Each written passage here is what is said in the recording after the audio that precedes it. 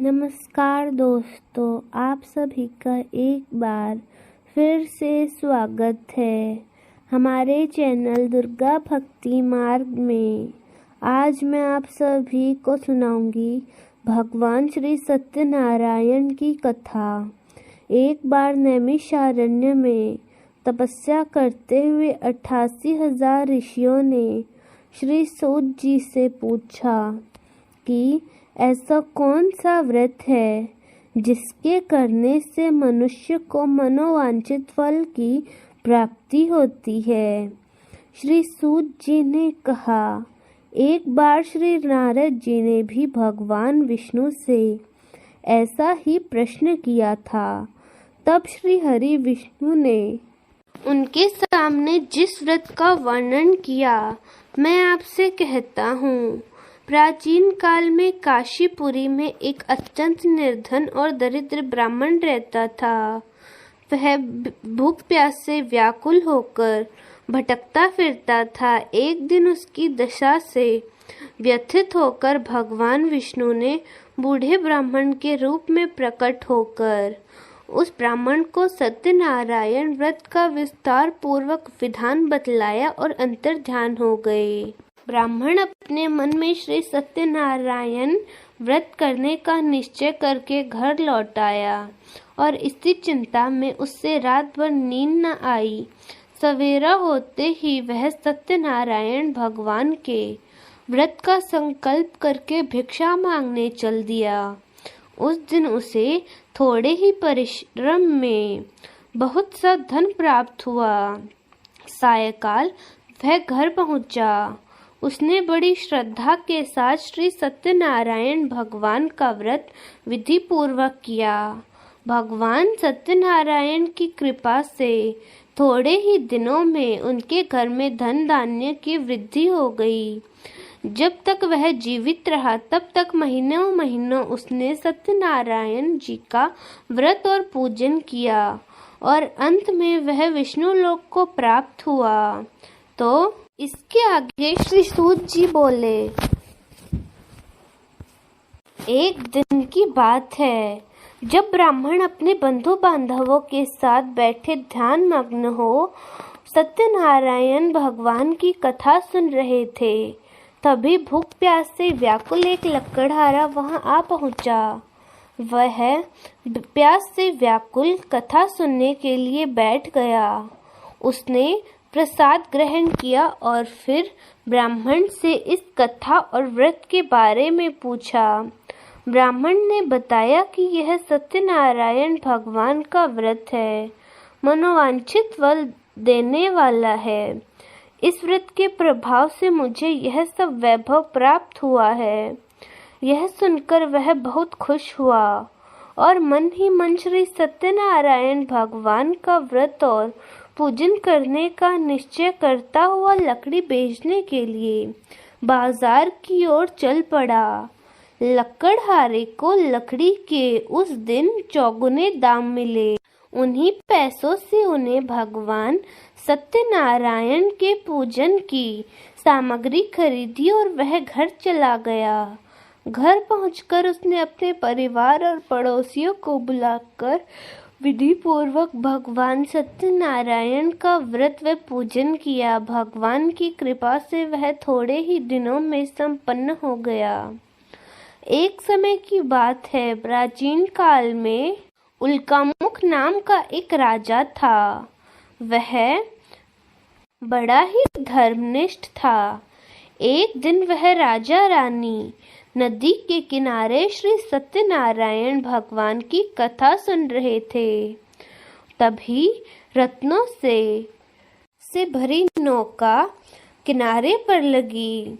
उसमें से एक बनिया साधु निकला और उसने राजा से पूछा, हे राजन, ये आप क्या कर रहे हैं?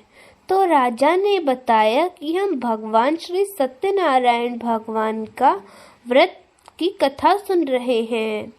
यह व्रत सभी मनोकामनाएं पूर्ण करने वाला है।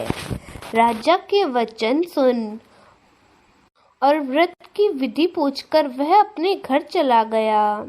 घर पहुंचकर उसने अपने व्रत के बारे में संकल्प किया कि मैं भी संतान होने पर यह व्रत करूंगा। उसकी पत्नी का नाम लीलावती था। सत्यदेव की कृपा से वह कुछ दिनों में गर्भवती हुई। 9 महीने पूर्ण होने पर उसने एक कन्या को जन्म दिया। उस कन्या का नाम कलावती रखा गया। चंद्रमा की कलाओं के समान वह बढ़ने लगी। एक दिन लीलावती अपने पति को व्रत करने की याद दिलाती है। उसने कहा कि पहले आपने इस व्रत को करने का संकल्प किया था।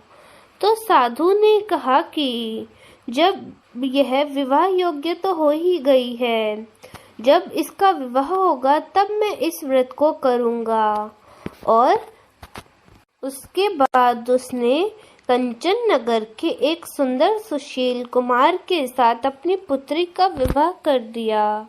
फिर भी वह भगवान श्री सत्यनारायण का व्रत करना भूल गया। इससे श्री सत्यनारायण भगवान उससे रुष्ट हो गए।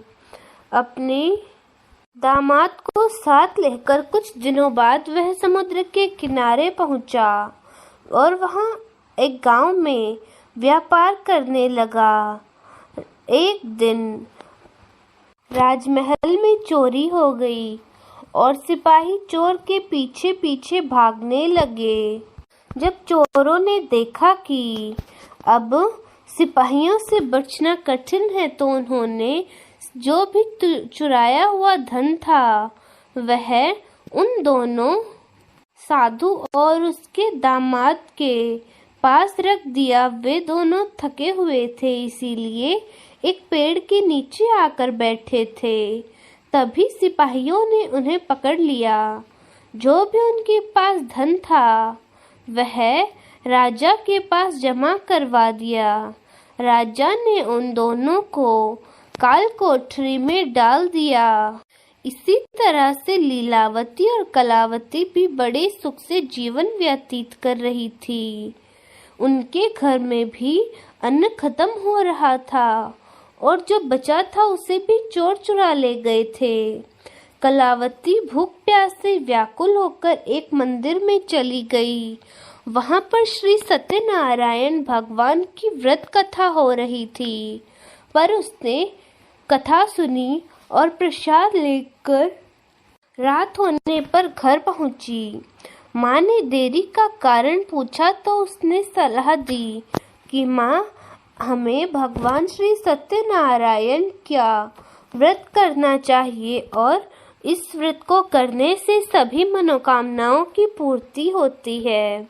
उन्होंने अपने बंधु बांधवों सहित श्रद्धा पूर्वक कथा सुनी और विनम्र भाव से आर्तिक होकर प्रार्थना की कि मेरे पति ने संकल्प करके जो आपका व्रत नहीं किया है, उसी से आप शायद अप्रसन्न हुए हैं। अब आप कृपा करके उनका अपराध क्षमा कर दीजिए। लीलावती की प्रार्थना से प्रसन्न हो उसी रात भगवान श्री सत्यदेव ने राजा को स्वप्न में दर्शन देकर कहा कि हे राजा, तुमने जिन 2 लोगों को अपनी काल कोठरी में बंद कर रखा है उन्हें छोड़ दो। वे निर्दोष हैं, उनकी कोई गलती नहीं है। सवेरा होते ही राजा ने उन दोनों को मुक्त कर दिया और जितना धन उनका लिया था उससे 2 गुना धन उन्हें लौटा दिया और बहुत सम्मान पूर्वक उन्हें विदा किया। दोनों का मन आनंदित हो उठा। अपनी नौका लेकर वे दोनों घर चल पड़े तो श्री सत्यनारायण भगवान सन्यासी के वेश में उनके समीप गए और बोले कि तुम्हारी नौका में क्या है? साधु ने मजाक में ही कह दिया कि इसमें तो फूल और पत्तियों के सिवाय कुछ भी नहीं है। थोड़ी दूर जाते ही उसने देखा कि यह नाव हल्की हो चुकी है। उसने अपनी नाव में देखा तो सच में फूल और पत्ती थी। यह देखकर साधु बेहोश हो गया। उसके बाद उसके दामाद ने देखा कि जब वह होश में आया तो बताया कि शायद यह उन्हीं सन्यासी बाबा ने किया है। शायद वे कोई बड़े साधु महाराज थे और हमने उनका अपमान किया है। हमें उनसे क्षमा मांगनी चाहिए।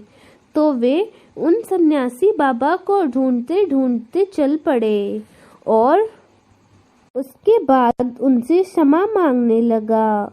उनकी मिन्नतें देखकर भगवान प्रसन्न हो उठे और उन्हें इच्छित वरदान दिया और स्वयं उसी जगह से अंतर्ध्यान हो गए। उसके बाद वे धन रत्नों से परिपूर्ण नौका लेकर अपने घर जाने की तैयारी करने लगे। उसके बाद उन्होंने भगवान का पूजन किया और कथा सुनी और घर की ओर चले गए। अपने नगर के समीप पहुंचकर नियुक्ति के पास अपने आने का समाचार लीलावती को पहुंचाने को कहा। उस समय लीलावती और कलावती भगवान की कथा सुन रही थी। उसने अपनी पुत्री कलावती से कहा कि तुम्हारे पति और पिता आ गए हैं। मैं उनके स्वागत के लिए नदी के तट पर पहुंचती हूँ।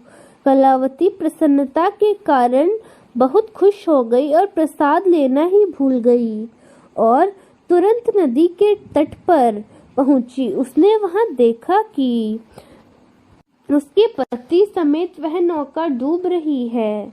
वह रोने लगी।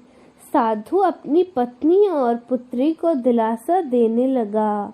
उसके बाद एक आकाशवाणी हुई कि यदि कलावती वापस जाकर अपनी कथा पूरी करे और भगवान का प्रसाद ले तो उससे उसका पति वापस मिल सकता है।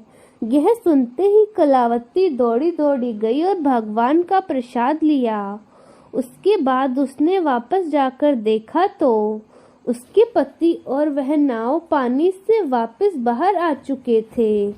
ये देखकर सबने भगवान श्री सत्यनारायण की जय जयकार की। उसके बाद वह बनिया जब तक जीवित रहा तब तक भगवान का व्रत श्रद्धा पूर्वक करता रहा और अंत में वह वैकुंठ को प्राप्त हुआ। इसके पश्चात श्री सूत जी बोले कि एक बार तुंगध्वज नामक राजा वन में शिकार खेलने गए हुए थे। वहां उन्होंने देखा कि कुछ लोग भगवान श्री सत्यनारायण का व्रत कर रहे थे। उन्होंने भगवान का प्रसाद लेने से मना कर दिया और अपने नगर को चले गए। नगर जाते ही उन्होंने देखा कि उनका सारा राजपाट नष्ट हो गया। उनके सारे सगे संबंधी उनसे बिछड़ गए। तो उन्हें पता चला कि यह भगवान के प्रसाद को ना लेने का नतीजा था। उसके बाद उस राजा ने वापस उसी वन में जाकर उन और सभी ग्वालों के साथ मिलकर श्रद्धा भक्ति से भगवान का व्रत किया और कथा सुनी तथा प्रसाद भी लिया। इससे उसको उसका राज्य और सारे संबंधी लोग वापस मिल गए। तो दोस्तों यह थी आज की कथा। कैसी लगी आपको कमेंट्स में ज़रूर बताएं। धन्यवाद।